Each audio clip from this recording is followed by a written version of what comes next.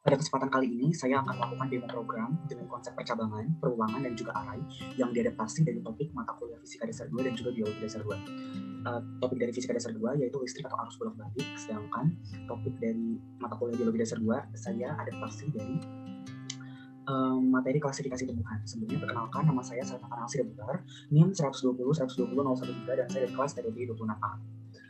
Sekarang saya akan menjelaskan terlebih dahulu kenapa saya memilih topik tersebut. Untuk topik listrik atau arus bolak-balik, mengapa saya memilih topik tersebut? Karena di dunia engineering atau di dunia teknik, program saya ini dapat memudahkan user, memudahkan engineer untuk menginput data nilai hambatan induktif, hambatan resistif, dan juga hambatan kapasitif dari rangkaian listrik bolak-balik atau rangkaian arus bolak-balik itu sendiri.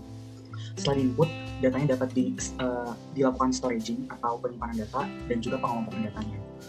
Kemudian, alasan mengapa saya memilih materi klasifikasi tumbuhan yang diadaptasi dari mata kuliah Biologi Dasar 2 adalah karena masih banyak spesies tumbuhan atau plantae yang belum terdiscover atau diketahui oleh manusia.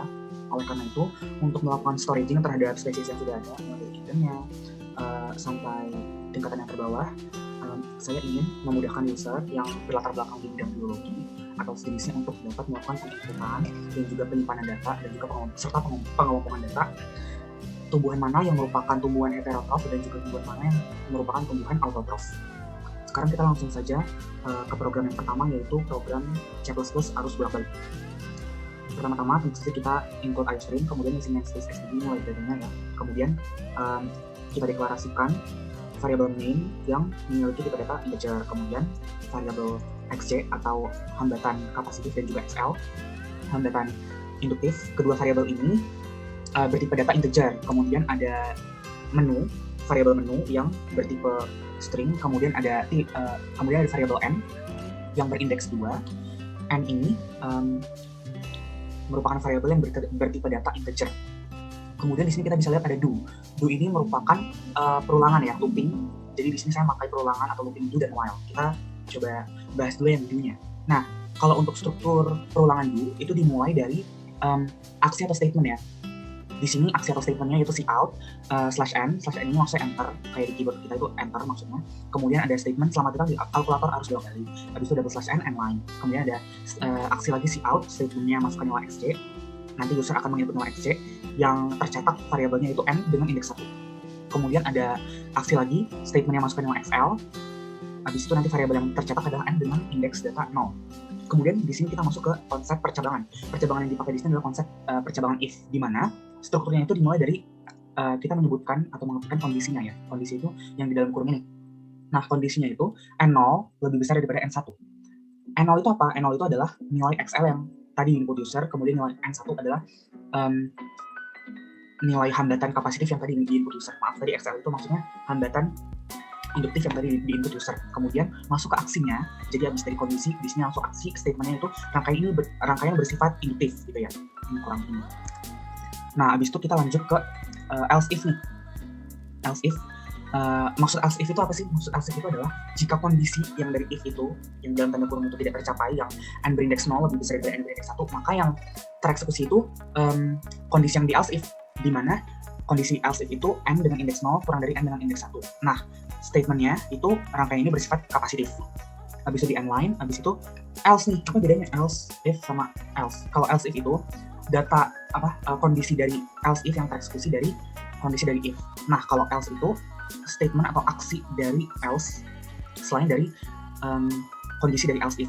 Karena kalau dari if kan awalnya itu rangkaiannya bersifat induktif. Kemudian kalau else if, rangkaiannya bersifat kapasitif. Nah, variabel terakhir ya udah di antara yang bukan kondisi if dan bukan kondisi else if, rangkaian ini bersifat resistif. Nah, biasanya rangkaian resistif itu nilai xl sama dengan nilai xc. Nah, kemudian ada aksi cout, statementnya ingin melakukan perhitungan lagi. Jadi ini pertanyaannya. Habis ini saya tambahin apakah ingin melakukan perhitungan lagi. Habis ada pilihannya, ketik ya atau tidak. Habis itu di n line, habis itu ada aksi sigin. Menu itu variabel yang tipe datanya tadi string ya. Nah, menu itu buat apa? Menu itu buat nanti di perulangan while ini. Tapi sebelumnya ini ada sistem CLS. CLS ini maksudnya clear screen. Nah, jadi nanti setelah udah tereksekusi program kita, layar kita atau screen kita itu bakal ter-clear.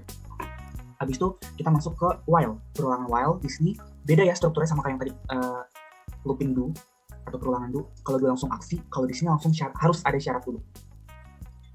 Ya, syarat. Nah, syaratnya ini menu sama dengan ya si out-nya. Jadi begini. Kenapa menu sama dengan ya? Jadi kalau misalnya while itu pasti akan ada minimal 1 kali eksekusi program. Nah, jadi contohnya ini. Do-nya udah pasti tereksekusi dulu kan, semua yang ada di dalam do ini, kemudian baru nanti kalau misalnya user mau melakukan eksekusi program lagi, user bisa menginputkan ya. Kalau misalnya nggak mau, usernya ya udah berarti menginputkan tidak sesuai pilihan itu ya, sesuai pilihan ini, yang ketik atau tidak. Nah, kalau tidak berarti langsung menuju ke aksi ini, si out akhir dari program. Habis itu saya get return 0. Kalau misalnya ya udah berarti programnya dieksekusi dari awal lagi, habis itu baru ke akhir dari program, statement dari aksi si out ini. Nah, itu kira-kira program pertama. Pertama ada main ya, main itu function, kemudian ada n yang merupakan array, berarti tipe data integer, indeksnya 2, kemudian ada menu yang tipe datanya string ya, variabel yang tipe datanya string, kemudian ada output nih. Nah, kenapa langsung kayak gini? Kenapa kayak gini ada 2 jalur gitu ya? Maksudnya 1 jalur tapi ada 2 jalan gitu. Nah, jadi ini tuh kita langsung pakai while dulu, pakai while. Di sini jadi langsung ada output, masukin nilai xc, habis itu inputnya variable n dengan indeks data 1, kemudian ada output lagi, aksinya output yang statementnya itu masukin nilai xl, kemudian input variable n yang indeks datanya 0, kemudian kita diperhadapkan dengan percabangan if. Nah, kalau nilai n dengan indeks 0 lebih besar daripada n dengan indeks 1, maka rangkaiannya bersifat induktif. Habis itu kalau salah, masuk ke if statement yang kedua, yaitu kalau n berindeks data 0 kurang dari n berindeks data 1, maka rangkaiannya bersifat kapasitif. Kalau misalnya salah juga dari kondisi kedua ini, dari output kedua ini, maka rangkaiannya bersifat resistif. Nah, outputnya ini setelah dari 2 if statement ini, output itu apakah user ingin melakukan perhitungan lagi ketika kalau mau, habis itu ketika kalau tidak. Nah, habis itu ini ada input menu sama dengan ya. Ya itu bisa user ketikkan kalau misalnya usernya mau ngitung lagi, mau melakukan perhitungan program lagi. Kalau misalnya enggak, jadi nanti user mengetikkan tidak gitu. Nah, jadi nanti langsung ke akhir dari program itu. Oh ya, saya lupa tadi, jadi kita belum ngedemo program ya. Compile and run. Selamat di kalkulator harus bolak-balik. Nilai X-nya misalnya 12, nilai XL-nya 5. Rangkaian bersifat kapasitif ya. Apakah ingin melakukan perhitungan lagi ketika atau tidak? Saya mau ya. Nilai XC-nya 14, nilai XL-nya 14. Nah, rangkaian ini bersifat resistif. Apakah saya melakukan perhitungan lagi? Tidak. Nah, kira-kira begitu. Ini udah akhir dari program. Kira-kira begitu untuk program yang pertama. Sekarang kita lanjut ke program yang kedua ya. Program yang kedua ini tentang klasifikasi tumbuhan.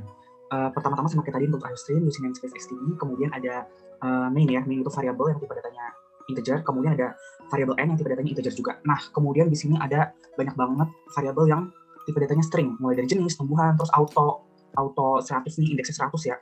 Variabel auto ini punya indeks 100, variabel hetero juga punya indeks 100. Nah, kenapa string ya? Karena bukan berupa angka gitu tipe datanya. Wajar ya, ini biologi yang hafalan banget ini klasifikasi tumbuhan.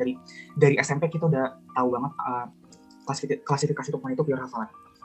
Nah, ini si out ya, kita mulai dengan statement atau aksi yang statementnya itu sama dengan banyak banget, ini cuma buat hiasan aja. Habis itu ini banyak banget aksinya, ini bisa dilihat ada klasifikasi atau pengelompokan tumbuhan, autotrof atau heterotrof, habis itu di inline, habis itu ada aksi si out, statement yang masukkan banyak tumbuhan yang ingin diuji. Nah, nanti user masuk ini, mau ada berapa banyak tumbuhan yang diuji. Habis si in-nya nilai variable n. Kemudian kita masuk ke for ini percabangan ya, yang struktur datanya udah saya jelasin tadi, tapi beda di sini for-nya, karena ini for-nya ini ada increment-nya. Di mana increment-nya? Nah, sekarang saya jelasin di sini. Kita mulai dari integer i sama dengan 1. Integer i sama dengan 1 ini adalah merupakan inisialisasi. Kemudian i kurang dari sama dengan n itu kondisi looping-nya. I-nya harus kurang dari sama dengan n. Habis itu increment-nya ini nih, i plus. Jadi nanti i itu selalu ditambah terus sampai nilainya kurang dari sama dengan n. N itu apa? N itu nilai banyaknya tumbuhan yang ingin di-input user. Nah, habis itu di sini ada aksi yang statement-nya /n masukkan jenis tumbuhan, autotrof atau heterotrof. Nah, habis itu ini jenis. Kemudian kita masuk ke if nih. Oh maaf, saya salah. Tadi for itu merupakan perulangan, bukan percabangan ya, perulangan. Soalnya di sini ada kondisi dulu baru aksi. Nah, ini if ini baru percabangan. Nah, percabangan yang dari percabangan if ini mulai dari syarat dulu. Syaratnya apa? Jenis itu sama dengan heterotrof misalnya jenis sama dengan heterotrof. Maka aksi yang bakal didapetin user itu berupa statement /n masukkan, ya /n-nya nggak ditulis ya, tapi masukkan nama tumbuhan. Habis itu saya in auto indeks i. Indeks i itu tadi ini, maaf.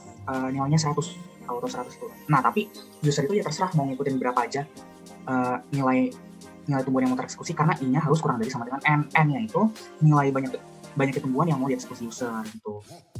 Nah, habis itu C-in itu auto itu maksudnya autotrof ya, auto index I. Nah, habis itu else if nih, sama kayak program pertama tadi ya, udah saya jelasin tadi else if itu apa. Else if itu terus langsung masuk ke syaratnya itu kalau jenisnya heterotrof. Nah, jadi kalau jenis yang autotrof tadi nggak terlaksana, inputan user bukan autotrof, masuk ke heterotrof. Nah, heterotrof itu apa? Di sini ada aksinya yang punya statement masukkan nama tumbuhan apa nanti input user, kemudian ada C-nya hetero indeksnya I.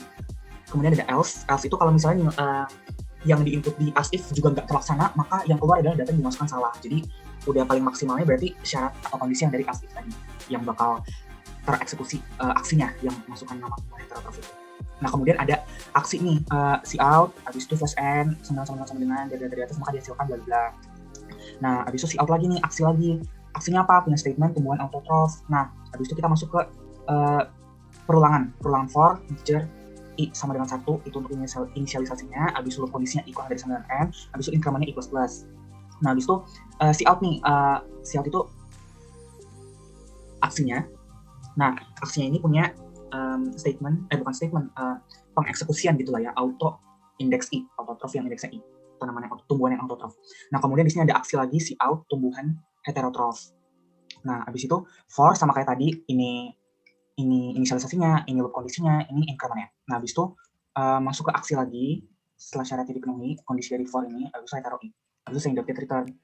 Nah, coba kita eksekusi, compile sama run.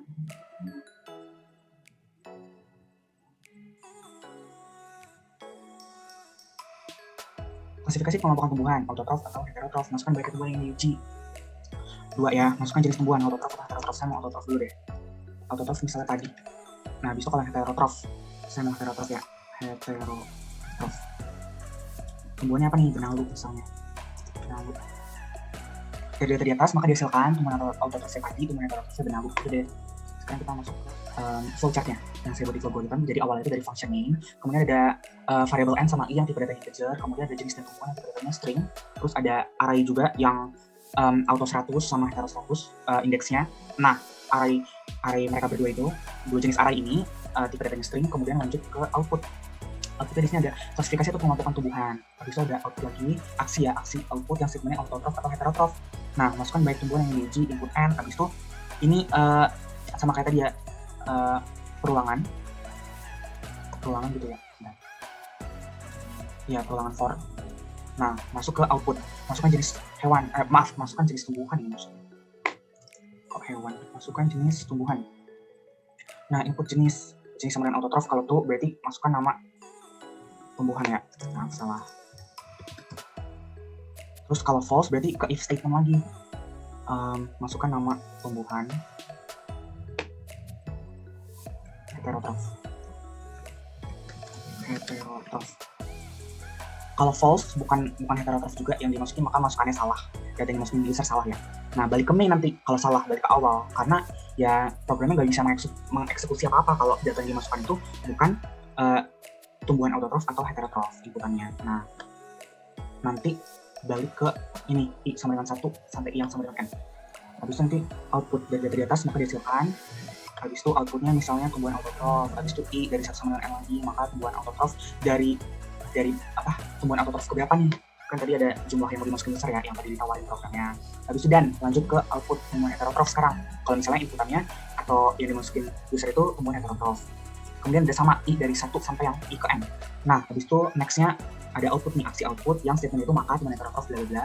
Nah, ini sama ada berapa yang tadi diinput user, itu yang dieksekusi banyak datanya. Kemudian ada output heterotrof I, output hetero I, kalau tadi output auto I gitu ya, autotrof I. Nah, lanjut ke sini ke perulangan for ini. Kalau misalnya nggak terlaksana, habis itu kalau misalnya tidak terlaksana ya udah langsung aja end akhir dari program gitu. Oke, baiklah.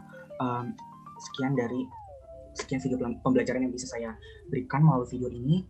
Kalau misalnya ada pertanyaan boleh diajukan kolom komentar. Jangan lupa like dan subscribe videonya. Sampai jumpa di video berikutnya. Terima kasih telah menonton.